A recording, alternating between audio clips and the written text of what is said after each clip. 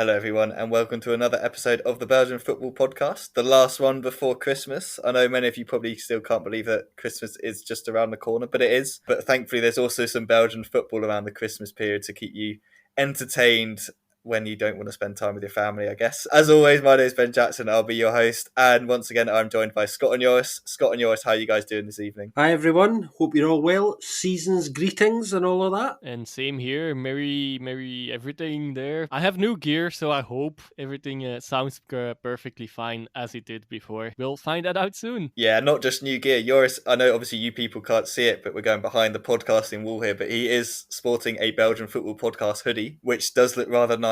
I'm sure we can get a picture of that out. We actually all come attired in Belgian football regalia, with Joris in the hoodie, Scott wearing a nice classic Belgian tracksuit, and me in the Beerschot goalkeeper's top, which isn't very lucky at the moment. It's one that sees a lot of goals being conceded. But anyway, let's jump straight into our review. Obviously, we've had 2 match days. We're going to mainly focus on the match day that passed, but we will make reference to the midweek games because there was a lot of action in there. We'll start by just going through the scores from this weekend that has just passed, and then we'll dive into the games as we have been doing. So on Friday night, we saw Salang lose 2-0 at home to Kortrijk. That was actually a second 2-0 defeat for them in the space of a week and a second 2-0 victory for Kortrijk in the space of a week. So some nice consistency there. Beerschot, as I said, they kind of fell apart within the space of a couple of minutes against Oostende at home. They lost 2-0 on Saturday. Union came back from 2-0 down to beat Cercle Bruges 3-2. Zulte Waragem did a similar kind of late comeback. They were 2-1 down against Mechelen, and some very last gasp heroics there saw them win 3-2. Ghent beat St. Truden 2-1.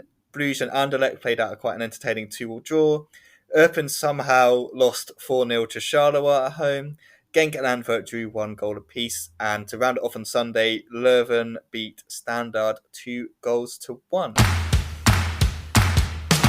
Let's start with the Friday night game with Kortrijk against Salang. It was Ante Palaversa with the opening goal in the 54th minute. Alen Faiz-Silamani got the second goal in the 59th minute to put that one to bed. Interestingly, Salang did have a lot more possession than Kortrijk with 59%, but they can only manage 2 shots on target to Kortrijk's 5. Nice victory again for Kortrijk. As I said, that's 6 points within the week. That moves them up into 7th place. 3 wins on the bounce now. They're really starting to get on a roll under Belgian. It's kind of been taken a while for him to kind of embed his ideas and stuff, but they look a little bit more like the side they were at the beginning of the season. For Salang, on the other hand, that's 4 defeats in a row. They're now slipping into the relegation playoff, which is a concern and kind of meets the expectations of what I personally had for them at the beginning of the season. A little bit of pressure they probably could do with that Christmas break to kind of refresh and reset. Scott, I'll go to you first. How concerned are you, I guess, about Salang's 4 defeats in a row? Well, I mean, it's obviously not good, is it? And it's kind of coincided with some of the other teams down there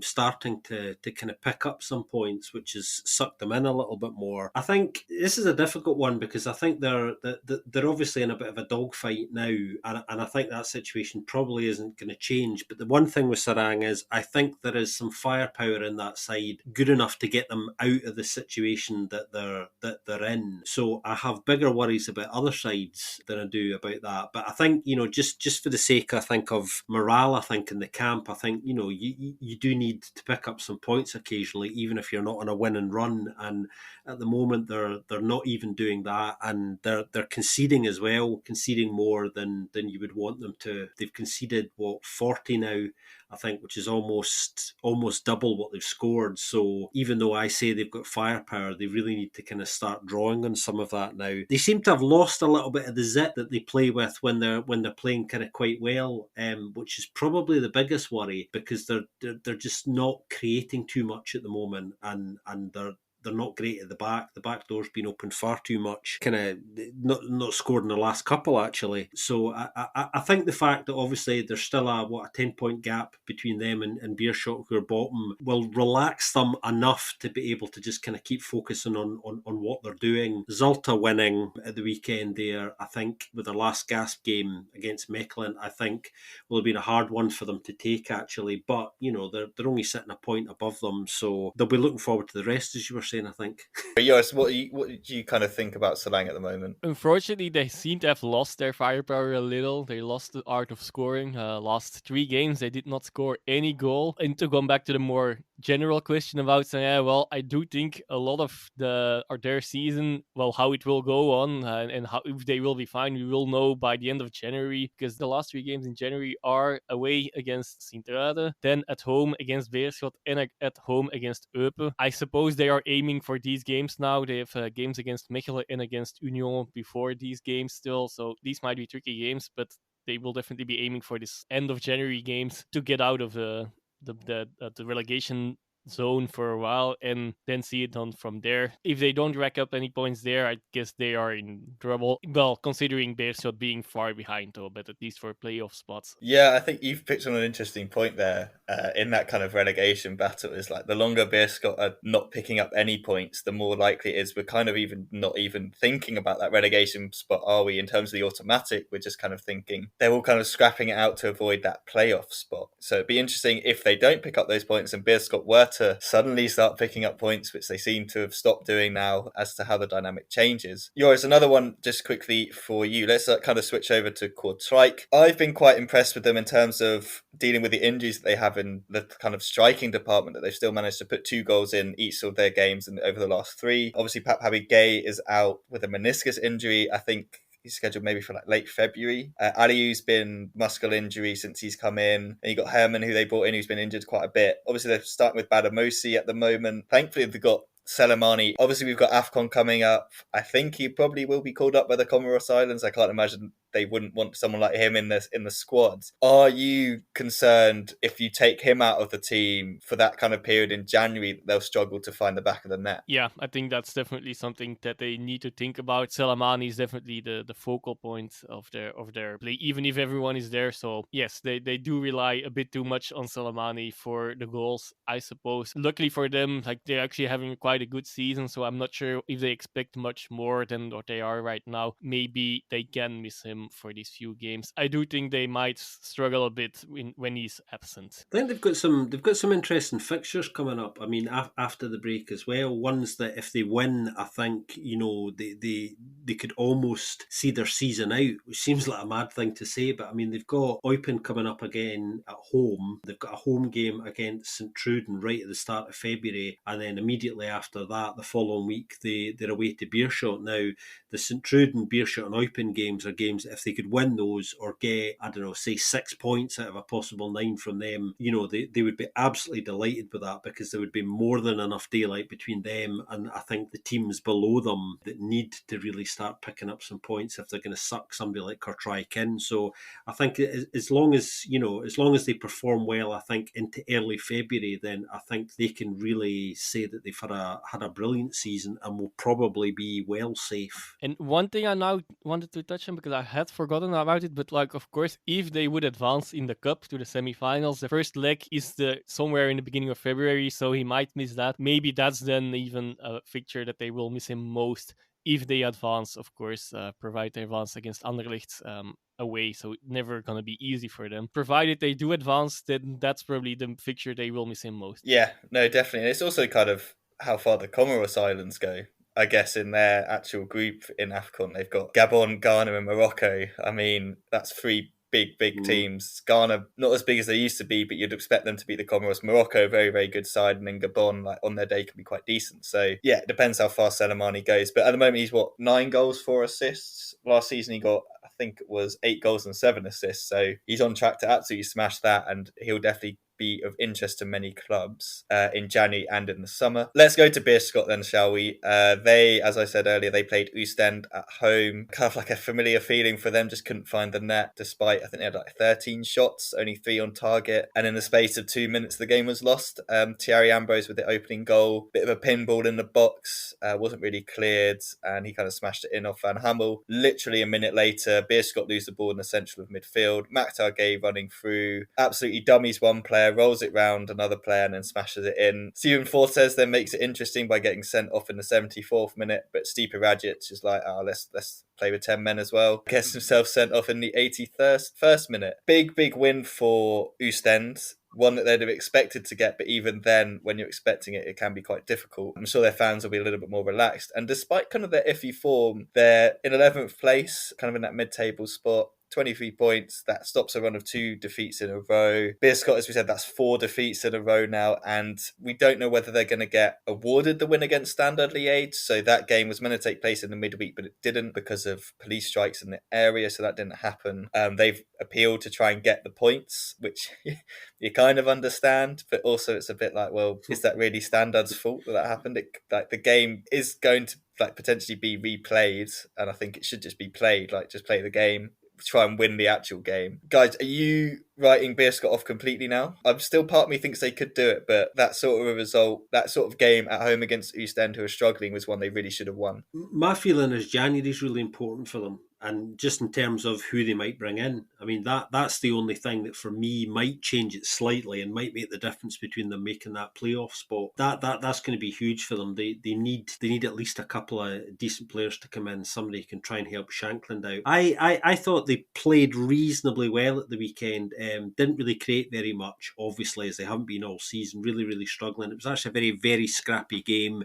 Very stop-start. A lot of fouling by both sides. It never really got into any kind of a rhythm at all, which was pretty frustrating to watch. But I think it all will come down to who comes in January, because sometimes, the right person coming in just gives the whole squad a lift in a way that, allows them to start picking up some points and some things happening. But again, I think they're so deep in it now, kind of 10 points adrift of Serang, obviously in the playoff spot, that I think it might have more to do with what the other teams do rather than what they do, rather perversely. Yes, and again, with these fixtures list end of January, Beerschot Leuven, Serijn Beerschot, as already mentioned, at Beerschot and Beerschot Zulte Waragem all in a row. Yeah, they really need to win at least 2 of these 3 games, I think, to really be in it, and probably don't at least get 7 points out of it, I guess. Don't lose any of these games to maybe scrape on some points. That might even collide a bit with that point of Scott being made. So I guess they really need their transfer business really done really fast as well at the beginning of January, so that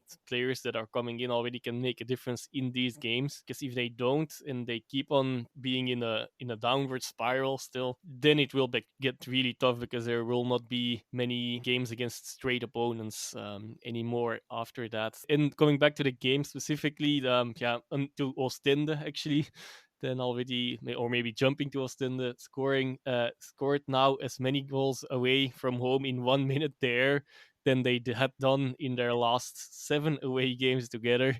So yeah, that momentary lapse of concentration in the Beerschot defense really was incredible for them, for both teams, I suppose. Well, yeah, they seem fine now, even though in points actually it isn't that big, but indeed they're in 11th place now, so at least in the ranking it seems to be fine. That's also still only 4 points ahead of the playoff spot, of course. No matter that, but there's a few teams in there with them in that battle, and they seem to have turned their tide a bit. I'll be interested to see what they do in January as well, because I don't think the squad's in a really great place in Ostend. I think there's definitely some areas that need to be improved out there, and I think like mid-table's probably about right, like lower mid-table. I think some of the teams below them are better than them. I mean, obviously Standard, we've talked about their squad. I think that squad should be doing better. Leuven as well, Cercle of Bruges, St. Luden, so I guess it's Blessing having to do what he has to do with what he's got. I'll be interested to see. I know they've signed a guy from the MLS who's coming over to play at right back, so I'll be interested to see where he fits in. But I think there's definitely some areas of that squad, especially up front, I think they could do with another striker. Kvassen's obviously been injured, but even when he does play, I don't think he's exactly the right option for them to play alongside Mac Targay. Thierry Ambrose, on and off, can look decent, but sometimes kind of struggles a little bit. So I think another kind of forward player like that would be of use to them, and someone who's willing to come and run and press, which is obviously always what Ostend are looking to do. Let's move on to Union Saint-Gilloise, the league leaders, who almost scuppered it at home against Cercle of Bruges. The resurgent Cercle of Bruges raced into a 2-0 lead. Edgaras Utkus once again from a set piece. He just loves banging them in with his head from a set piece. And Rabbi Matondo as well in the 24th minute with a nice tap in at the back post. That made it 2-0 to Cercle of Bruges. And as we said, they beat Serang during the week 2-0. So yeah, it was kind of looking like a familiar scoreline for them. But Union had so much of the ball and really, really just start pressing and pushing. And in the second half, Karim Matoma in the 57th minute gets a goal back after a cutback that kind of bobbled around a bit. Speaking of bobbling around, Bart Nieuwkoop's goal was just absolute chaos in the box. I don't know if you guys have seen it, but it was just like bodies everywhere, everyone taking a pop at it, everyone trying to shoot. Eventually it falls to the right back, and he smashes it in and goes absolutely mad. And then we have one of the funniest own goals I think we've all seen this season. We have praised Jesper Dahlund to the hilt on this podcast. We're big fans of Jesper Dahlund. We think he's going to be a quality player, but absolute moment of madness from him. Diddleyord's coming out to get the ball. Darland plays a back pass, but just plays a back pass straight past Thomas Diddleyon and it goes in. Not sure who's to blame there. Maybe the crowd can take some kind of assist for that, for making too much noise so they couldn't hear each other. I don't know, but that complete lack of communication caused Mr. Mazu to just fall to his knees on the side of the pitch in absolute joy. He couldn't believe that had just happened to them. So yeah, 3-2 it ends to Union. They stay at the top of the table, 4 wins in a row. Do you think they were lucky, guys, or do you think they deserved to get the win in the end? A bit of both, I guess. They really deserved the win. Of course, the way it panned out, yeah, you can't write that. But all in all, of course, the victory was deserved. They had plenty of chances. They should have scored way more already. So in that regard, definitely deserved win. Yeah, it was a strange game, this one, actually. Definitely one of the games of the weekend, the way that it panned out. Circle actually played kind of quite well and were actually really efficient. Dominic Talhammer will be delighted with the way that they took their chances. Because they weren't creating too many in the game, but what they did, they were pretty clinical with. And I think he thought, much against probably their expectations, even though they've been playing better recently since he came in, I don't think he could have dreamt in his wildest dreams of being 2-0 up, the way that they were. But see, this is the thing with Union. When I was watching the game, I was thinking, this is definitely not over yet. And even if it had been 3-0 to Cercle, I still don't think that game would necessarily have been over. Union are so positive the way that they play their football, and so attacking tactically in terms of the changes that Mazu always makes, even when things are going a bit against them, that you can never really write them off. I did feel it was going to finish in a draw in the end, which kind of, Mazu running onto the pitch, and it was my single moment of the whole weekend, was that moment where he ran onto the pitch and kind of kissed the turf, because he knew it was just one of those absolute gifts that you can never legislate for, to keep that fantastic run going. And they just do not know when to lie down, that side. They remind me, I really like watching Union, as most people do, and there's something about the way that they play that reminds me of Mechelen. And I used a phrase in relation to Mechelen ages ago, kind of kamikaze football, when we were talking about them guys. And there is an element to that, to the way that Union play, but they have slightly more structure and are certainly better at the back than Mechelen are. So, they managed to find that balance. But it was interesting, Dominic Talhammer was talking in his press conference before the game about how important it was that they press Union high and don't allow them space to get out and to get wide and to get behind them. But of course, what he wasn't saying in that press conference was the other side of that is that, Union can play over you. And there was one particular ball, I think it was Nielsen played it from a long ball from the edge of his own 18-yard box. I think it was from a Cercle corner, which sent Vanzier through in a one-on-one, and that's just classic Union attacking football. Nielsen knows Vanzier's going to be looking to make the run into that channel all the time, so he just instinctively plays the ball without even looking, and finds them and creates the opportunity. So, in one pass, they're down your throat, and they're just incredible the way they're approaching their football. Sore one for Cercle to lose, because I think even leaving with a point, I think they would have probably bitten your hand off for it, the way that the game planned out.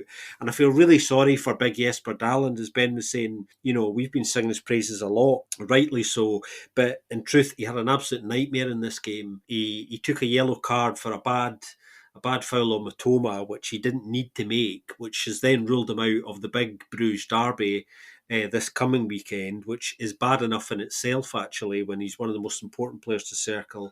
He then had quite a nasty head knock, which nearly ended his game in itself, but he was able to play on. And then, he finished the game with that freakishly comic own goal, which saw Union take the point. So, pretty extraordinary stuff. And the Stade Joseph Marion remains the hottest ticket in town, I think. Yeah, no, definitely. And I think, like you said, they'd have snapped your hand off for a point. They'd have probably also snapped your hand off if you said Fanze and Undav wouldn't score against you. And then to still concede 3 goals, you just feel like, oh, Like, what do you have to do? No, but yeah. One of them still doesn't score when the other scores as well, so miraculously. But both of them is indeed probably a new thing, yeah. Yeah, I was gonna say, like, I wish I'd looked it up, like what the stat is when the last time they didn't score, because I think it was Vanzia scored in the week against Zulte, and that was a much easier game than this game against Cercle was. They were definitely tested a lot more in this one. Let's move on to Zulte. Zulte Waragem now. So, Scott, you were watching Union against Cercle. I was watching Zulte Waragem against Mechelen, and finally, I had just as an exciting game as you did, which made me very happy. Yeah, so as we will speak about later, Francky Dury left during the week after many, many years in charge. We will do like a little bit of a deep dive look into him and his time there. After that 2-0 defeat against Union, they just looked flat, didn't look great. They had a lot of the ball, but didn't really do much with it. Then moving on to this week, so obviously new manager, new everything kind of feel going on there. Simmons took charge of the team for this one. However, it didn't start too great for them. They had a couple of good chances. I think it was Vossen at the back post should have had put his header on target, but didn't, and could have probably found the net with one of those. But Karen and Rapti got another goal for the season, kind of deflected one in the 37th minute, and you could just kind of see the Zulte Waragem fans kind of, oh, here we go again, it's going to happen to us. But 53rd minute, Jelle Vossen does get his goal, really nice header into the far corner. And from there, you thought, yeah, it was also really pushing here. They looked a lot better in the second half. Mechelen looked a little bit taken back. However, their defensive frailty showed once again. Nicholas Storm with another goal. Absolutely fantastic week for him. He was quality against Ghent in the midweek game for Mechelen. And their just attack in that game was absolutely fantastic. He got 2 in that. Rabti got 2 as well. So those two guys still on form, still banging them in. And yeah, when that one went in, I was like, oh, that's kind of probably it for Zulte. They kept pushing, but they just couldn't really find the back of the net. And then they bring on Dion Deneuve, the kid. He comes on, and Lawrence de Bock has a free kick on the far left-hand side. And this is relevant. I'm not just talking about random Lawrence de Bock free kicks, but he floats it into the back post. It's kind of knocked down back inside, scrappy little bit. Deneuve picks it up, smashes it in. 91st minute, you're thinking, oh, what a great kind of point that they've rescued here. New era, kind of gets a bit of momentum going. However, 3 minutes later, De Bock gets a free kick in exactly the same position, puts it into the box in exactly the same place. Mechelen haven't learnt their lesson. The ball drops to Jean-Luc Dompe, who absolutely leathers it into the bottom corner. His shirt's off, he's going wild. Everyone else is going absolutely mental in the stand. Complete and utter turnaround in this one. They get 3 points for the first time in what feels like forever. Guys, do you think this is kind of the kick they needed, the kickstart, kind of a new manager bounce? They get like a dramatic win. Do you think we'll finally see them push on and push away from this kind of relegation battle? Well, they needed a win. That's for sure. And according to Timmy Simons, in his press conference before the game, he was actually asked specifically by journalists, what was the last thing Frankie said to you guys? And he apparently said, just win this weekend. And they did. It's interesting, actually. I mean, you're right, Ben, these things can really help you kick on. So we don't know yet whether it will, but it was. I found it interesting. Igor de Camargo was talking after the game about how angry he was personally about the way that Mechelen threw the game away. He was talking about, just simple game management, just see the game out. They shouldn't be doing things like that. And he's right. I mean, in some respects, this is kind of classic Mechelen. They can switch off at key moments. It is something that they do sometimes. Great entertainment in this game again. Zulte, as everyone knows, or as everyone who's seen them this season will know, that on paper anyway, they've got one of the best striking partnerships in the league. So they should be doing a lot better than they are.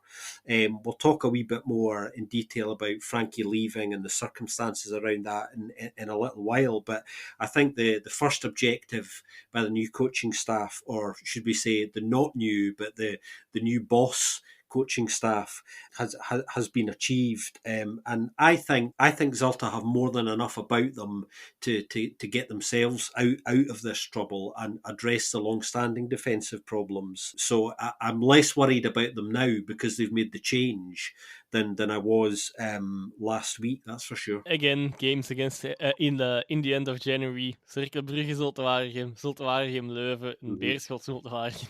So, well, that's already again a few things to look forward to.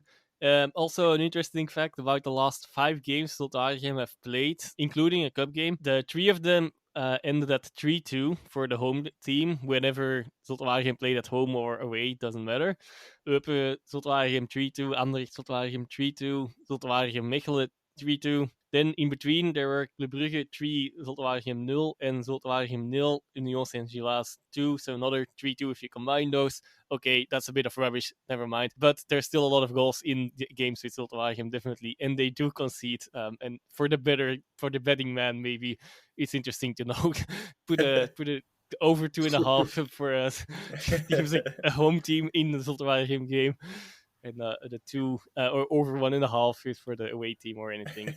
I don't know how it actually goes, but something like that. Found Yeah. that a bit interesting. In the game itself, yeah, well, all Zulte Waregem goals came indirectly from set pieces, which was a fairly interesting fact, as Ben also pointed out a bit already as well. There was a whole explosion of joy when the last one got in and the win was sealed, because in that whole list of 3-2s that I just made, Zulte Waregem came up short in all of these games in the end. So it's good for them that they did manage to turn it around this time. And if I'm not mistaken, it was also Dion's de Neve first goal as a senior, at least in the league, I guess. Yeah, good for him, and good for to get his career really started, I suppose. Yeah, no, it'd be nice to see some more of him actually. Like when he has played, you can tell there's a player there, and it's nice to see him. Yeah, it was a good finish as well. Like Dompe's finish as well as quality. I really enjoyed that one. The absolute pandemonium. I didn't see it coming, to be honest. When I was watching it, I was like, oh, maybe they'll nick a draw, and then Denev scored. I was like, oh yeah, settle for the draw, but they didn't. And yeah, just don't foul any Zulte players at the back on the halfway line on the left hand side. That's clearly like where they're going to get all their goals. Just lumping balls to the back post, knockdowns and stuff like that. You can't beat it.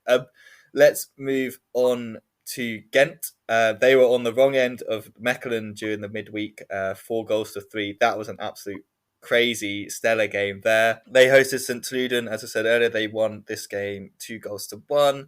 Laurent de Potre with the first goal. Nice pass from Bezos and a good finish from him. Tariq Tissoudali continued his fine form. He grabbed a second in the 64th minute. Taichi Hara did get one back for St. Truden, but it was a little bit too late in the 85th minute, which means that Ghent have won again and St. Truden have lost again. Moves Ghent up into 5th place, just a couple of points behind Anderlecht for the top playoff one. St. Truden now, that's at least 5 defeats in a row for them, slipping down the table, only 2 points above Selang. It looked like they had started to improve and stuff, but now they've really, really gone off the boil. Joris, I was going to ask you if you're concerned about them, but I know obviously as a Genk fan, you're probably enjoying this more than concerned. But do you think that they are well and truly in the scrap, or do you think they have enough quality to push themselves further up the table, and it's just kind of an injuries and lack of kind of like players playing on form at the moment? The obvious thing is they need to get scoring, because they have how many goals do they have now? 20, I believe. Yes, which is the second lowest in the league, and the lowest are also the team in bottom. No, which is no surprise. So Beerschot with 15, they don't concede as much as most teams in the relegation scrap. Actually, as the teams below them and a few teams above them. So that's not so bad. So I suppose they should be fine if they win the right games. If they can keep the nil. So I think they will be fine, to be fair. But nothing is to assured, and they should get out of this losing streak. 5 losses on the bounce, indeed. Considering this is probably their lowest point in form they can possibly achieve. Knocking on wood here, of course, but they should be fine. I think there's enough quality there. I think at the moment they worry me more than Serang do, bizarrely enough, and it's just based on the fact that they don't score. Joris was saying they've only scored 20 in 20 games so far, and an average of 1 goal a game is really enough to get you 3 points in Pro League games. As most people who watch a lot of Belgian football will know that Belgian football is quite high scoring for the most part, so it's quite unusual that you can scrape by on 1-0 wins. They're going to have to start scoring some more. It'll be interesting to see what they do in January. I mean, there might be some departures there as well, potentially in areas that they don't want departures in. As Joris was saying, he's right. I mean, I think defensively they are reasonably solid. And even their midfield actually is quite well equipped to cope with football at this level. It's just, scoring enough goals to kind of keep themselves in games. But they do worry me more than anyone else at the moment. Just looking at their fixtures, I mean, obviously they've got Club Brugge, I think, first up after the break.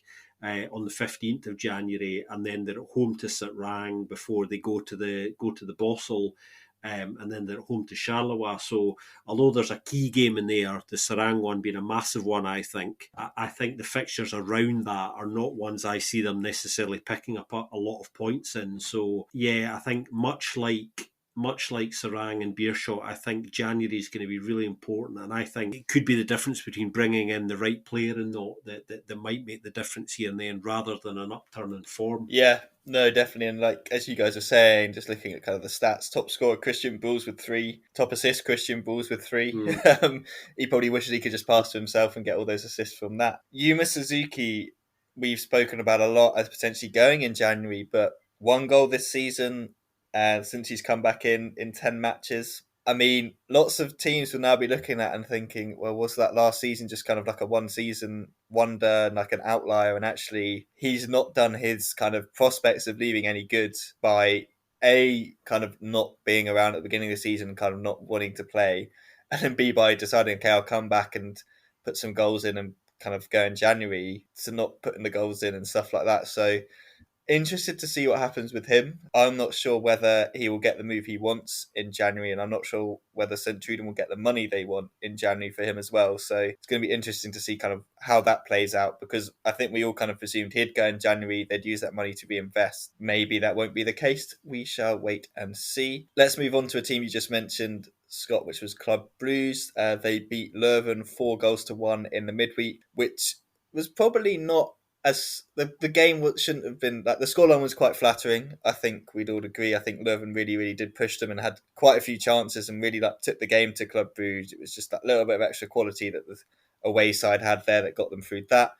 They went into the game against Anderlecht and took the lead early through Charles de Ketelaar. Defensive mistake gave him the ball. Little nutmeg of Van Klombrugge. And yeah, I just thought Bruges were the better team in the first half. Club Brugge had more chances, seemed more up for it. Anderlecht looked quite flat. They looked like they couldn't really get the ball to the strikers. There was this gap between the midfield and the strikers that just didn't seem to really be plugged. Someone like Balanta, Ritz, Vormer, Van Aken were kind of nipping in and picking the ball up there and really breaking down Anderlecht's play. Into the second half, Anderlecht made a couple of substitutions. Amuzu and Rahman came on, and I think that did actually change the game. I think credit to Company on that. They made a difference. He didn't really change the formation or anything. He just plugged in 2 different players, and Amuzu made kind of an instant impact, I guess you can say, with scoring the goal. If you haven't seen it, definitely check it out, because I think his miscontrol actually helps him here. So he takes like a bad touch, but it kind of puts Mata off and he's able to recover a little bit quicker and put the ball in the back of net. Really nice finish from him.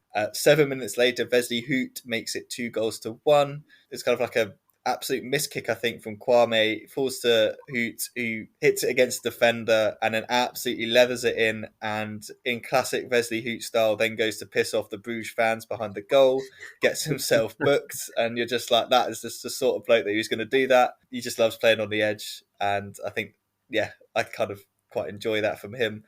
And yeah, Club Brugge really strong in the second half. They kind of, the teams basically kind of switch roles in a sense of Club Brugge better in the first half, Anderlecht better in the second half, Club Brugge really strong in the second half. But I mean, as kind of champions do and teams that have won lots of titles do, they get themselves back in it. Hans van Aken with a great header from a corner, which would have absolutely infuriated Vincent Kompany, who was quite rightly angry for other reasons at the end of the game, which we'll get into. We're definitely going to touch on the racism issue. I think it'd be stupid to ignore it. We have to talk about it. He was very upset, rightly so, about what he was hearing coming from the stands. And yeah, he'll also be upset that his side weren't able to see the game out. I think they arguably should have, with them being the better team in the second half. But Joris, I'll go to you on this one. What were your kind of thoughts on this game? Well, I would even, you mentioned already like that Club Brugge were more the dominant side in the first half. That was even not the case until they first scored the goal, which is of course very important, and that was already after 8 or 9 minutes. But in this span of 8 or 9 minutes, they had already given away 3 big chances, I believe, to Anderlecht. So the game could have panned out completely different. But again, that adds more to your argument of Champions' way, that they, even without playing well, just won a good counterattack and bad defending from Anderlecht's side as well. But that they punished them and they were behind. And also then not letting Anderlecht again in the game at that point straight after. So yeah, that really showed something. Anderlecht needing too much chances. On the other hand, of course, as well. The game was, even though it was a 2-2 draw, it was entertaining a little, but more for things around the pitch, I guess, than on the pitch. It was not the worst game we ever saw either, but we've seen more enticing games, definitely, and games between these two teams as well. Yeah, I think Club Brugge could have won, Anderlecht could have won, so I guess a draw is a good, decent, depiction of what the scoreline should be as well. And I agree with Amuzu that probably it's a brilliant goal and a very composed finish, which we are not used to see from him. But yeah, also indeed, it looked more like a missed control first in that preluded the goal. But it was a nice finish nonetheless. We saw some glimpses of what Anderlecht wants to be again as well in this game, but they are clearly not there yet where they want to be. They need to be more consistent in this level of the first 10 minutes and large parts of the second half, I suppose, when the intensity rose from their side. Yeah, I thought Anderlecht were much the better side of the two on the whole. Played the better football, but it's the efficiency thing again, guys, isn't it? It's kind of flattering to deceive a wee bit. And Ben was talking about the gaps between the midfield and up front, which must have been kind of quite frustrating. And I think that was probably the main reason for Big Vinny making the changes at half time. You know, he wanted a bit more mobility. I think he wanted to close some of those gaps, so it was easier for people to find each other. I was slightly frustrated watching it by I found Anderlecht kind of quite passive. I thought, come on, you're in a big game here, and you know, you look like you're treating this a wee bit like a training exercise. And Anderlecht have done that a few times this season, even when they've been playing well. There's a slight nonchalance to their sort of body language, which, you know, irritates me a little bit. And I think Vinny was a wee bit irritated. You know what I mean? You could see that Bruges weren't having to work too hard, actually, or as hard as they would for their lead. And again, it's the old game management thing. You know, they managed to turn the game around, Anderlecht, ultimately through creating the better chances, I think. And then they leave Van Aken unmarked for a free header right at the end of the game, and Club managed to get a point out of the game when probably they didn't deserve it. I think on balance, Anderlecht were the better side and probably should have won it, but this is the thing about, you know, as you were both saying about, you know, sides that have been there and done it, and that experience, you know, sometimes it really makes a difference. Yeah, no, definitely. I think one thing I also found interesting about this game, I think I mentioned it to you guys during it, that when Bruges were 2-1 down, they got Kamel Soa, they got Bas Dost on the bench, but Clermont's like now being on Noah and Bamba instead. So I thought it was really interesting because I'm like, well, where does that leave Bas Dost? Like, if he's not coming on when they're 2-1 down in a big game, I just don't really understand. Like, he had a nice little run of form and then kind of dropped out. You knew he wasn't playing Champions League games. They didn't really want to use him in that way. And I was like, that makes sense. But then after that PSG game, he hasn't played, I don't think. He hasn't started, I don't believe, in any of the games. So interested to see what they do in January again, because they brought him in last January to be the striker. But no, like, I'm not saying anything bad about Noah Mbamba. Like, I want to see more Noah Mbamba play. Like, I'm really interested in him as a prospect. He's so young. But the fact that he's being the one that Clement trusts and goes to in that situation over Bas Dost is quite interesting. I think when you think if you need a goal, you're probably going to turn to Bas Dost. But to be fair, I think Yoshi then pointed out that the bloke that won the corner was actually Noah Mbamba. So not that he won the corner. I think Van Kronberger gave away the corner, to be fair to him. Which is kind of, I don't know, to be fair to Van Kronberger, he made some good saves in the game as well. And I think he has had quite a good season, despite some of these odd mistakes. Let's quickly jump to the next game, which was in Eupen, so a bit further to the east of Belgium from Bruges. And it was Charleroi who won again. They beat Eupen 4-0. I didn't see all of this game. I've only really seen the highlights. But Joris, you watched this game and you said that you can't believe that it was 4-0. Golizadze got the first in the 8th minute, and then Shamar Nicholson with a hat-trick. But it looked like it was a bit more Herve Coffee than it was the rest of Charleroi dominating. Joris, what kind of happened in this one. Absolutely ridiculous scoreline. Honestly, I cannot believe how this game had a 0-4 at the end. Even before the end, before the hour mark, even. Yeah, Charleroi were nowhere. Ridiculous as it sounds with this scoreline as well. And Eupen were really pushing them all game long. Well, for the most parts of the game, at least. Well, of course, after the third and the fourth goal, the enthusiasm tempered a bit. But it is incredible that Eupen did not score in this game, and that they conceded so many as well. I think Charleroi. I don't know how many shots on target they in the end had, but they had 4 shots on target when it was 0-4 at least, and one of those shots on target was then a tap in from a missed shots actually as well from Nicholson, who got a hat trick out of this game. So that's really good from him. But yeah, it was all coffee in this game. They also didn't play so well against Genk in the week game last week. And it's weird that they got a 0-4 win out of this game, really. Like, Eupen were creating chance after chance. I think it was already, despite the 0-4, the expected goals were only narrowly in favor of Charleroi, which was then also like with that tap in, which you really couldn't miss anymore. Kofi had some really good moments, definitely. And Eupen has had some issues at the back, clearly, as well. Unfortunately, Agbadou was also interestingly playing a bit more higher up in the field. I think it's a thing that also is not completely new. I think it was not the first time they tried it. Put him as more as a central midfielder, defensive midfielder instead of center defense. But you could unfortunately also see that at the back then a bit that there was something missing there. Yeah, they couldn't keep it closed. Despite that, absolutely ridiculous. Yeah, so according to Footmob, Herb Coffey with 8 saves, which is mental. We've spoken about it. The upgrade that they've made in that position has just been ridiculous. Like, in my mind, he is front runner for keeper of the season. That's for sure. I can't think of many that are going to get close to him unless he has a complete and utter tail off. Interesting, you mentioned Agbadou. I think it's also a kind of a product of the injuries that Eupen have had in that midfield area. So obviously Jens Kuhl's missing, Kayembe missing. Like, that midfield department then looks a little bit light. Obviously Durham is the only kind of player they actually signed in January, so in the summer, so he got to come in. Boris Lambert moving in and Agbadou, like, it's not the same kind of as the Peters, Calls, Kayembe midfield trio that's been really, really effective.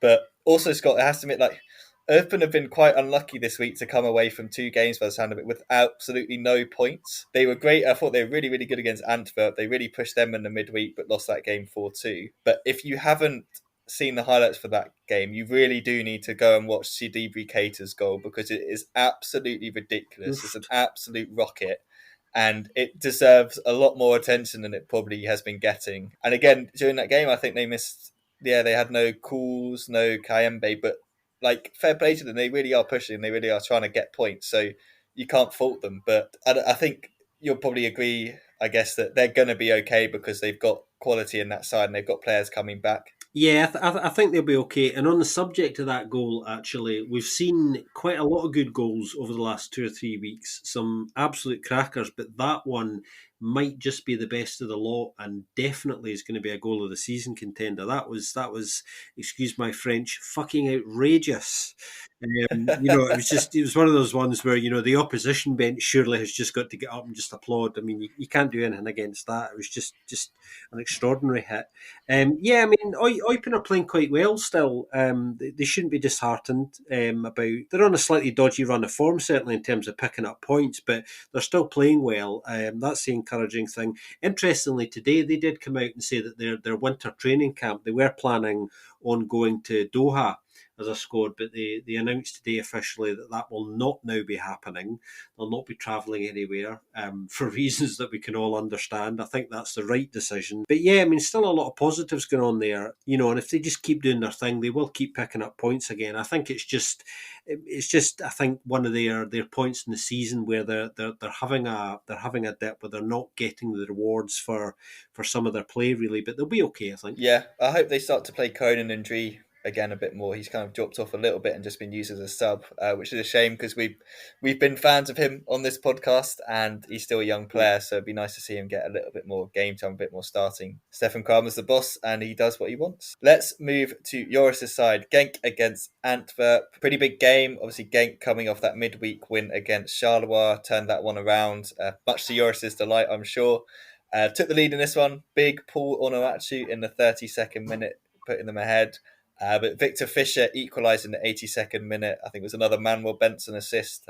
He's having a really, really good season. Joris, obviously I'll go to you on this one. What did you kind of see in this one? Were you happy with the performance, or did you see some similar issues from before? Well, if I was already complaining a little about the quality of Club Brugge and Anderlecht, this game was, well, this is not just a fan's bias. It really was not a great game. It was a really, really dull game. And, well, I guess a draw is the only good result. That's the result that is correct, because it was just a bad game from both teams, and it was quite tough to watch, actually. Of course, I was happy that they got a lead. Onuachu also scored. So I was almost at a point because he scored twice in a row now. And last week, you guys were talking about his dip in form, so the jinx was working again. But then, unfortunately, he also got off injured, and that might cause quite some issues. He's going to be out for, well, it's rumored for it to be at least more than a month. So that's gonna be a tough one. Luckily, there's a small break in between. It was okay, I guess. For organization wise, a bit, it was quite okay. You could see a few different accents, and we know there's quality in that side, but you could also still see that there's physically still some work to do, because after the 60th minute, I think we're struggling a lot, and it's no surprise that they still conceded after that as well, in combination with the injury, of course, and the lack of the target man up front, who was playing well actually in both games. I have to say for him, the last two games, Onuachu was back, not completely back, but it was back on track, and getting there was on a good level again, and scoring again. Probably not a coincidence that these things go together with a striker. Not much to say about it. It was a dull game. The draw is not a good result for either team. Oyen again got some minutes, and he should be playing more, because the last few substitutions that he made, the subs appearances that he made were really good. Also, grabbing his first goal, I want to mention that as well. As a senior against Charleroi in a week game, Really good finish. Really good finish, really good run, definitely. And also against Antwerp, he also had a few really good moments and gave Vrij a hard time at some point, where he ran away from him, turned away from him, and Vrij was stuck in of course, fresh oil against not so fresh anymore Vrij, of course, to give him that, but he was a bit stuck in the ground as well afterwards. So he broke his ankle. Nice. So I guess that's typical one. But apart from that, we want to see more of him, definitely. I think there's three things about this game to pick out for me very briefly. And Joris is right, it wasn't really a great game, but Manuel Benson missed two unbelievable chances really early on. Unbelievable chances, almost identical actually, just, millimetres wide of the post both times, actually, not even inches. We're starting, I think, to see the first signs of an improvement under Bernstock. Just little flickering signs now that obviously the things he's trying are starting to communicate to the squad, I think, and some of the adjustments that they're making are slowly starting to take effect. And the other thing, again, is something that Joris already mentioned. Look at Oyen, everybody. We'll say this now. Keep watching Look at Oyen as much as possible. And I agree with Joris. He needs to play more. Absolutely fabulous young player. I think arguably one of the two or three best young players in Belgium at the moment. I think he's got a massive future ahead of him, and I think he's good enough to be playing regularly now. Yeah, no, he's definitely one to watch. Really nice goal during the midweek as well, as Joris said. As you guys said, it wasn't the greatest of games. Let's move on to the Sunday night game, which was very entertaining. I quite enjoyed this one, especially because we saw the Mertens Mercier link up once again. I'm pretty sure they're involved in any goal that Leuven score, and I feel like it's Mercier passing it to Mertens every single time. You've just got to watch that deep run. That run Mertens makes from deep, because if you give Mercier an inch, he will find that pass. Standard gave him more than an inch. They gave him a couple of meters to make it. But the Wizard, the first one's just an unbelievable ball to the back post that Mertens finishes off really well. Second one, Mercier's dropped really deep into his own half, picks the Mertens run, perfectly, and the chip is just absolutely delightful from Mertens. He's having a fantastic season. He's kind of not stepping into the boots because he doesn't play anywhere near in the same way, but he's kind of Messier's now find someone else to pick on his wavelength like he had with Thomas Henry last season. Now he's going for Mertens. He's recognised his runs and stuff like that. And yeah, Mertens was quality in the 1B, and he's really starting to find his form again in 1A. So that was 2-1 to Leuven. Standard did push. They really did push in the second half. And of all the players to score, Collins Fye with an actual ridiculous volley, absolute rocket into the bottom corner. Kind of like, not I wouldn't. It wasn't as good as Sidibe Keita's in my mind, but it's definitely worth checking out because it's an actually ridiculous goal from him. But unfortunately for Standard, they couldn't quite find the back of the net, and that's a defeat for them that. I felt watching them and kind of looking back over the results, I was like, I feel like they've been struggling a lot. But it's not actually that many defeats for Luca Elsa since he come in. It's been the draws that have been the killer. And then when the defeats do happen, you're kind of looking at them even more. I don't really want to say it because I don't think he is, but I feel like we've spoken about it before as well. Like, this just seems to increase the pressure on him, doesn't it? With results like this in games that you think the squad on paper should probably be winning away at Leuven, but in this one they just couldn't really defensively answer that Mertens Mercier kind of link up, and you just think surely you've pre-planned that if Mercier is on the ball you're going to put pressure on him. Yeah, no, I think you're right. I think you've raised the elephant in the room with Standard, and I was thinking just a few days ago, guys, I'm not 100% convinced that Luca Elsner will still be at Standard at the start of next season. They should be doing better, but I haven't really seen that much of an improvement since the change.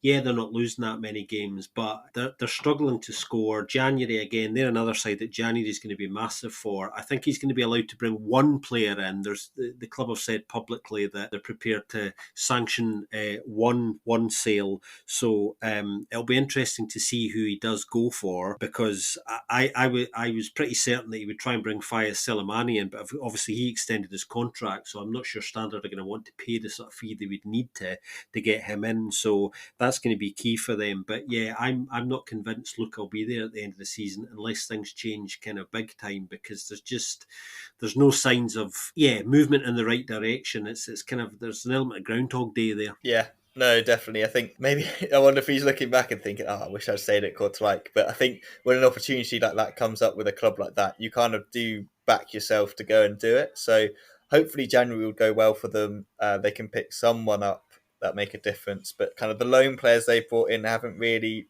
made much of a difference. Like Dauda Pieces, Hamza Rafia, like they haven't really pushed the needle or moved them around that much. So yeah, we'll see what happens there. Let's move on quickly because we have a lot to get through and we've already spoken for quite a while. Just a quick one to talk about something you mentioned last week. We talked about kind of Antwerp Standard and how Abdoulaye Seck, it appeared like there were rumours and things that come out to say that he had received some racial abuse from Selim Amala. I guess thankfully that wasn't the case. He came out and confirmed there was no racist abuse, but I think his statement was, he said something so offensive to my family that I could never let that go. So clearly what he did say was pretty horrific, but it wasn't racial abuse. Sex accepted his 2-match ban. I think Amala's had the 2-match ban as well. So I guess that's kind of done and dusted. At least there wasn't racism there, but there was racism at Club Brugge against Anderlecht. Vincent Kompany after the game came out saying that him and his players received racist abuse from the stands, which is completely unacceptable. This is like the first time this has happened, especially in that stadium. I think there was definitely a situation last year where that happened. Obviously, we don't want to label all Club Brugge fans with the same brush. I feel like that's bad to do, but at the same time, I think Lukaku came out and said we can release all these statements, like the Pro League released a statement and stuff, but like where the actions, what we actually going to do about it? I think that's what the situation that's kind of been reached in every walk of life really is. Like, we can release, like, you see so many, I don't know, like I've saw supermarkets doing it and stuff like that, where they'll just put out these statements and stuff like that, but it's like, but actually what are the actions we're doing to stop this? What are we physically doing to stop this? Where's the like kind of education and all that around it to stop it? Like, you can make these statements, you can release these things like, yeah, we're against racism, but if you're not actually doing anything about it, kind of, it's all just superficial and pointless. So it raises a lot of questions, and I think for a player like Company, a former player like Company, manager like Company, someone like that to kind of be like, look, this is even happening to me. I'm like a legend of the game in this country and I'm copying racist abuse. Like, this is how bad it is that something like this is happening, and it's happening to us behind the benches and stuff like that. It's utterly ridiculous. I don't know, I'm kind of ranting away here, guys. If you want to quickly jump in on this and kind of any other thoughts and kind of things that you've seen that have come out of this. I think there's been a lot of kind of dancing around the issue going on, and that's been hugely frustrating to me. I mean, I've been chatting to some Bruges fans on social media since this happened, and I get terribly frustrated, in all honesty, because there was a lot of defensiveness going on. I understand fans of clubs saying, look, we're no worse than other clubs, etc. We get unfairly tarnished with this brush and that. And I draw a line under all of that, and I'm not really interested in the kind of whataboutery in a kind of fan sense. And as Ben's getting at, I'm now at a stage where we're right. Well, what are we going to do about this? It's unacceptable for somebody to be subjected to that and then come out and not only decide that the only way of dealing with it in the immediate term is to not only not go to the post-match press conference, which I think was the right thing to do, come on television, tell everybody what had happened, and then leave with their staff and their players as if it never happened. And then Philippe Clement's asked about it afterwards and only responds to it when actually asked about it. Now, I think that's completely unacceptable. There's a lot of, well, I didn't hear it going on type stuff, on the same touchline. So either somebody's lying or somebody is just, avoiding the issue. And Romelu Lukaku, really strong words, saying he's not interested in any slogans at all. He just wants to know what people are going to do about it now. And I think there's an onus in the Pro League to kind of get together now and have a chat about this, because, the bottom line is, if you let that go, then the message you're teaching people is that is okay. It doesn't really matter what fans it is. It's very, very difficult for somebody white, to be blunt about it, to kind of go out there and say, well, I didn't hear anything on the touchline. I unequivocally condemn racism if there was any, because, it's highly unlikely that person has ever experienced any anyway. So it makes a lightness of the whole thing, which is just kind of enraging. And yeah, I suppose I think on behalf of everybody, as well as the BFP, I'm like, okay, Pro League, what are we going to do about this now, really? That's how I feel about it. What are we going to do? When are we going to sit down and discuss what more could be done here? Yeah, not much I can add to it. Across the whole league, the whole last month, it's actually been, quite to quote a recent episode, it was shameful to be talking about the league now, because there's so many things every week. There are so many incidents, and racism is was until here not the main one, but definitely is a top one now when it's there, because it's also not the first time, of course. So yeah, there need to be things done, and whatever it takes, I guess. Yeah, no, definitely. I think like getting voices in, people like Lukaku, Company, all those people, to kind of get them to come in and tell you what they think should be done is probably the best way to go about it, rather than, like Scott, you were saying, like, kind of there's no point getting a bunch of white blokes in the room to talk about it, because what do we know about it? We don't experience it. We don't kind of feel it the same way that other people do. And like Lukaku's experienced it everywhere he's kind of played. He's had experience of it in England and Italy. He's experienced it, so he kind of knows what he's talking about. He knows that he's seen all these slogans being put out, and he knows that nothing's ever been done about it. You get kind of the way he was portrayed in the British media, was there were racial undertones to it, and I think lots of people won't accept that, but it's kind of the truth, really. So hopefully we'll finally get something done about it. But I mean, you don't really hold your breath with the way it's been an issue for decades, and like Joris said, it's kind of one of the many different issues that have been happening over the past few weeks, and now this has been brought back in. It's kind of like, right, there's lots of issues to sort out, but let's definitely put a lot of energy and effort into sorting this one. Anyway, let's move on from the negative to talk about, I guess, something a little bit more positive. Francky Dury finally left Zulte Waragem. I'm not saying that's a positive, but I'm saying it's nice that I think we've kind of talked about will he, won't he, when, not if. I think was kind of the issue we had. Like, even though he said he was going to leave at the end of the season, I think time now to kind of reflect on Francky Dury's time at Zulte Waragem. I think this kind of last season and the last couple of seasons maybe kind of mask over the amazing job that he's done there. So Scott, in true fashion, as someone, we ask you to do deep dives on managers coming in. We've asked you to do a deep dive on a manager leaving. So talk to us about Francky Dury and kind of the legacy that he's leaving behind him. Yeah, well, sometimes I feel like I never get a chance to come up for air, guys. Such as the whirlwind that is Belgian football, that there's a big story that necessitates a BFP deep dive all the time. But yeah, so I've kind of been having a kind of closer look at Frankie, and obviously, he left the club, recently after a run that saw them, four wins in 19. Which is what saw him leaving. And we've been talking for a few weeks about whether he would go soon or whether he would leave at the end of the season. And the intention was for him to see the season out. We knew at the start of the season he was going to be retiring at the end of the season, but results have kind of gone against him. So he's left early by mutual consent. I think that's the right decision, first of all. I think there needed to be a culture change inside the club. Results weren't good enough. We know now that taking over are Timmy Simons, he'll be trainer one, and he'll be assisted by David Defoe, who were already in place, long-standing members of Frankie's staff. They were due to take over at the end of the season anyway, but are kind of stepping in now. So I think this is the right time for them to part. That aside, Francky Dury is rather extraordinary in Belgian football. He is something that we will almost certainly never see the likes of again, I don't think. He is, as well as being a Zulte Waragem legend, a club legend, he's a legend in lots of other respects as well. And this story really goes way back to 1990. Frankie's connection with Zulte Waragem is a long story with a very brief interlude. So if we go back to 1990 and into amateur football, a younger Francky Dury, a sort of early 40s, I think he was at that time. Frankie is head coach of, there were two sides, Zulte VV, who Frankie was the head coach of for 7 seasons, and then the other side, KSV Waragem. Frankie is doing his thing at Zulte VV for 7 seasons, and then the story changes in 2001 when the two teams merged. There's the big merger between Zulte and KSV Waragem to create the side that we know today as Zulte Waragem.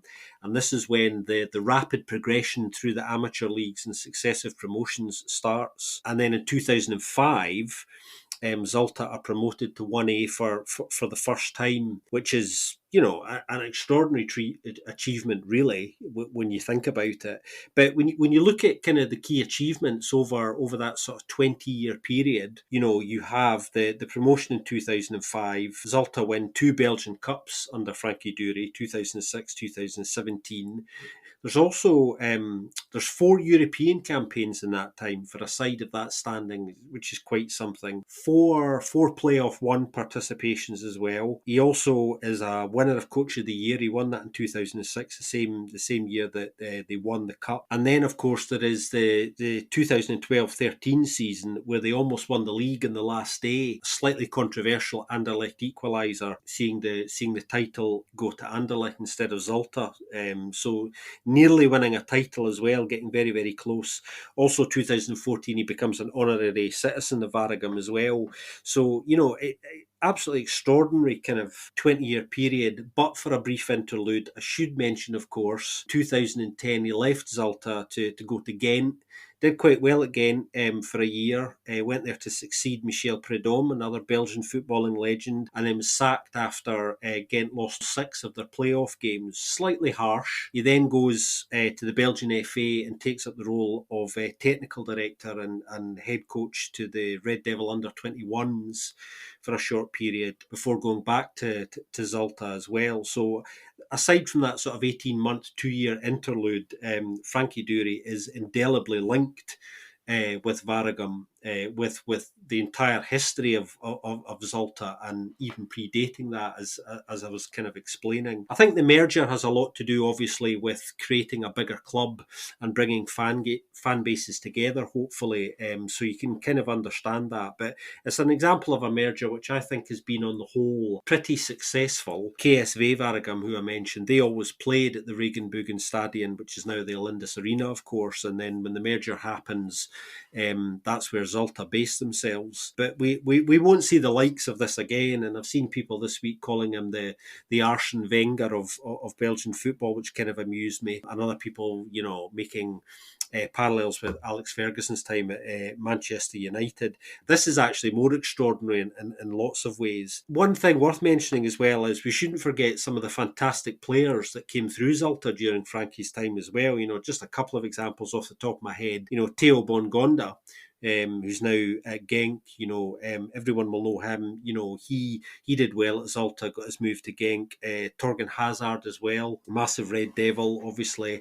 Everyone will know Torgan. He really made his name at Zulte as well. So, some fantastic talent has come through Zulte in that time as well. And just a couple of statistics which I thought are remarkable that put this in context, and it relates to what I was saying about we'll never see this again. During his career as a coach, Francky Dury was head coach between the two clubs. For 780 matches he was head coach, and 552 of those matches were in the top division, were in 1A. So absolutely extraordinary stuff. And it'll be really interesting to see now whether Frankie kind of retires completely from football or whether he'll take some time out and maybe reappear somewhere. So we all wish him well, certainly. But extraordinary career. And I don't think it'll be long before the campaign for the statue goes, guys.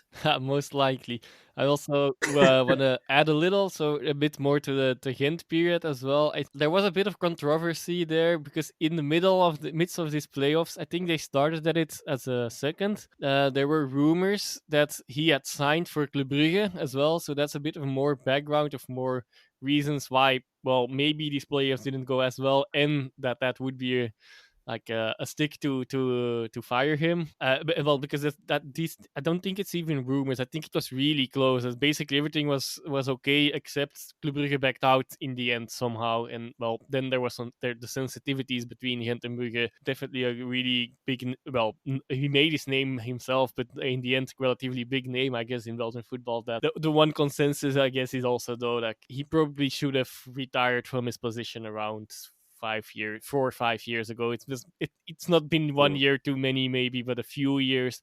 Even though he still kept them up, so actually somehow that's not so bad considering Zulte Waragem as a club and where and the size of Zulte Waragem and where they could be aiming for.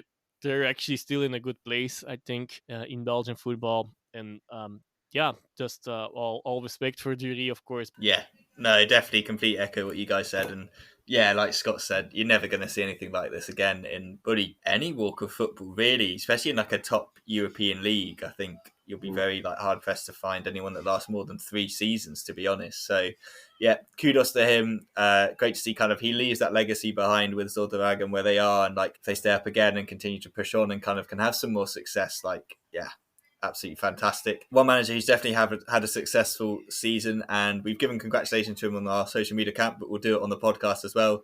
Felice Mazu won the Raymond Goethals Award for Best Coach 2021. Not really surprising given the season that he's had in 1A and the season he had in 1B. So congratulations to him. Let's see if he can win it again in 2022. I think if he manages to win the league with USG, he's probably definitely in for a shout. Speaking of 1B, Scott, give us a quick roundup of what's happening there. It seems to be a lot of action recently. Yeah, we'll just update everybody with what's happening in 1B. The latest scores, because obviously there was only one round of fixtures, unlike 1A, which had 2 over the last week. Lommel drew 1-1 at home against Beveren. Denzer draw 2 each with Mouscron. Liège lost 1-0 at home to Molenbeek, who actually are the informed side in 1B at the moment. And Westerlo managed to snatch a last-ditch draw against bottom-placed Verton. So Westerlo remain top, remain 10 points clear of second place Beveren, but they actually have a game in hand, so they could go 13 points clear. They've got a game in hand against Molenbeek. Molenbeek, who I mentioned, actually are definitely the informed side at the moment. They're now up to third. They're unbeaten in their last 6, winning 4, drawing 2, and are only a point behind Beveren. So they're really kind of ramping things up. Verton remain bottom in manager list. They haven't appointed a replacement for Chris Christophe Gregoire, who was dismissed last week. And also Lommel are still looking for a new head coach at the moment. Peter van der Veen obviously resigning for personal reasons recently. Lommel are going through a kind of sticky period of form of their own. I think they're winless in 9 now. So they'll be appointing a new head coach in due course, and we'll bring you that news when we have it. Yes, and I think you probably do actually owe any listening Moose Gone fans an apology, because I think when they were 2-0 up, you mentioned to us, blimey, they're really like, what, they'd be like, what was it, like 3 points off second or something like that? And then within the space of a couple of minutes, I think Denz had pulled it back to 2-2. So it's nice to know that the curse or the jinx of the Belgian football podcast can reach its way into the depths of 1B as well. But I mean, even looking at that, I think according to the stats I saw, Denz had like 23 shots to Mooscon 6. Mooscon only had like 2 on target. So I think it was one of those ones where it was coming and it was just a matter of time. But it's nice to see, with all the issues that are happening, that Mooscon have put like a nice run together and are pushing themselves away. Yeah, and like you said, it's going to be interesting to see what happens at Lommel, because we had our special with them. We didn't give them the good luck and the good form that necessarily they need. We're hopeful that Peter van der Veen, like the issues of this family, are kind of sorted and everything's going to be okay. Great bloke from when we chatted to him, really, really fascinating. You can tell he absolutely loves the game of football, and it must have been quite hard for him to step away from this the project that's going on there. So we're hopeful that we'll see him back in Belgian football or some sort of football very soon, but also looking forward to see who Lommel will get in replacement. So I think that probably wraps it up for this week. A nice bumper episode with the 2 weeks of matches. Looking ahead, the fixtures we have coming up over the Christmas period. Busy Boxing Day. If you can negotiate with your families and loved ones to kind of stay in front of the football, there's definitely plenty of Belgian stuff on Boxing Day. You got the Bruges derby at 12:30 UK time, so I think it's 1:30 Belgian time on the Boxing Day. Then Kortrijk against Antwerp, that should be a good one. Same time as that, Standard against a resurgent Zulte Waragem, that could be an interesting one at the bottom. Union Saint-Gilloise against Ghent, another one that should be quite interesting. And then Oostende against Genk on the Sunday night. We also have some Monday fixtures on the 27th. So Charleroi against Leuven, Mechelen hosts Salang, St. Truden against Eupen, and Beerschot against Anderlecht. And we'll then have a nice little break until the 14th of January. So, yeah, if you want to watch some Belgian football, definitely do it over this Christmas weekend. If you're in the UK, the free 3 games on Mola TV are the Bruges derby, obviously Union against Ghent, and then Beerschot against Anderlecht. Obviously, you can watch kind of any game on 11 Sports on pay-per-view if you're in the UK. If you're outside of the UK, you can also watch most of the games on One Football. So you're still very lucky there. Scott and Joris, as always, thank you for joining me. Hope you both have a very nice Christmas break. Same to you guys. It's been an absolute pleasure as always. And whatever you're up to for Christmas and New Year, everyone, have a great time. And we will see you all on the other side. Yes, have a Merry Christmas again and a Happy New Year already early on. Absolutely. We'll be back in the new year. Going to give ourselves a little bit of time off between Christmas and New Year, but we'll recap everything that happened over the Christmas period in January, so you can look forward to that. In the meantime, if you do enjoy listening to the podcast, we'd be grateful if you could leave us a review on the podcast app of choice.